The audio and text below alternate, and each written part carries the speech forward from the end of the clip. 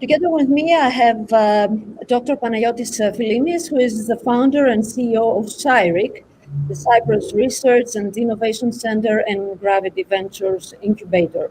Welcome, Dr. Philimis, to this interview. Thank you. And of course, we are during the 7th Technology Forum with a lot of interesting lectures. And what, first of all, I would like to ask you, Dr. Philimis, is that undoubtedly technology has shaped the way we live our lives. We can handle unlimited amount of information with our fingertips and endless ways to instantly connect and communicate. So we can't help but to wonder what's next. What do we expect from the field of disruptive and emerging technologies? Indeed, for decades, human beings have used technology to make day-to-day life simpler and more comfortable. Some of these new disruptive and emerging technologies are the artificial intelligence, which is already used in several sectors. For example, we see artificial intelligence optimizing manufacturing, targeting dramatic changes in carbon footprint. We see definitely reductions in materials and time. In healthcare, we may see connection with the brain and communicating different parts of our body. For example, like prosthetics. We have seen actually artificial intelligence helped a lot in fast identification of COVID treatment. Worldwide, there is an expenditure in AI of more than 50 billion in 2020, and it's expected that in 10 years from now, AI as a top technology could contribute to the global economy of more than $15 billion. Other technologies is like virtual reality and augmented reality that will enable users to submerge themselves in a virtual world and experience information in first person using all their senses. We see much more items move from the physical to the virtual world.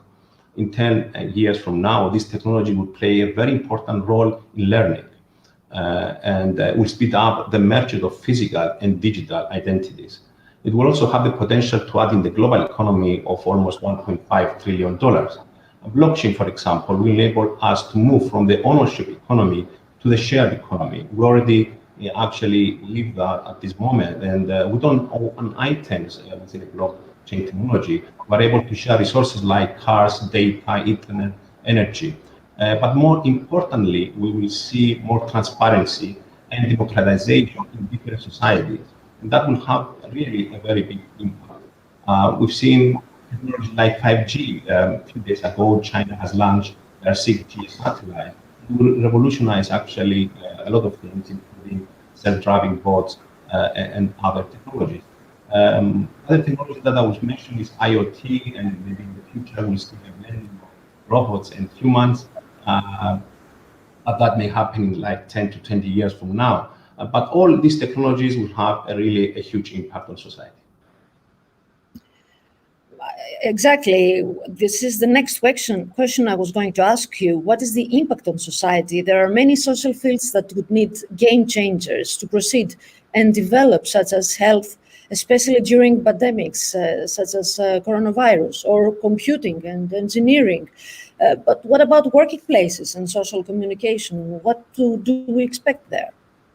Indeed, the impact to society will be huge. I would say society can be include into that impact to economy. We can include also the better communication between different cultures. So it's the social aspects, and also technology will enable faster, as mentioned before, decarbonization of factories, and that will also have a positive impact to environment. So we have three elements actually. The impact to society is the social aspect, is the economy, is the environment.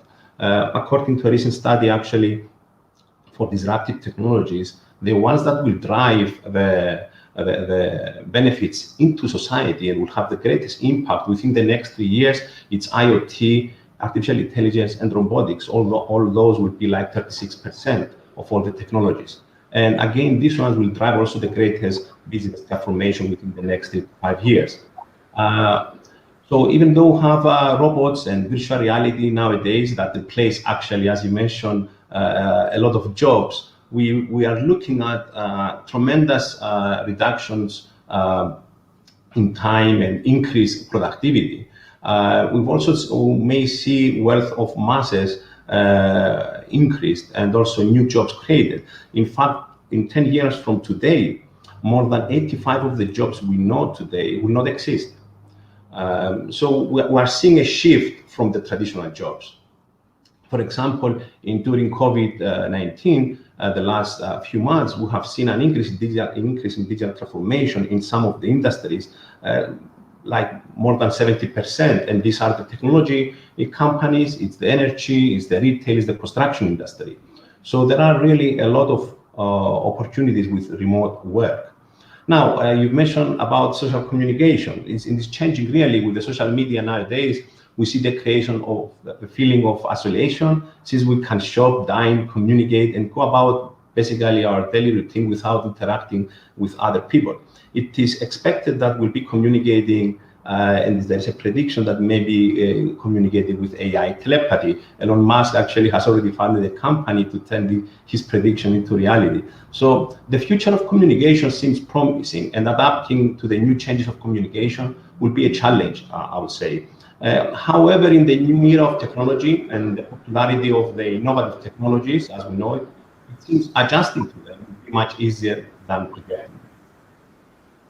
And what about some other societies that are not so developed? Are we going to be having two-speed worlds if some societies are not ready to embrace disrupting technologies?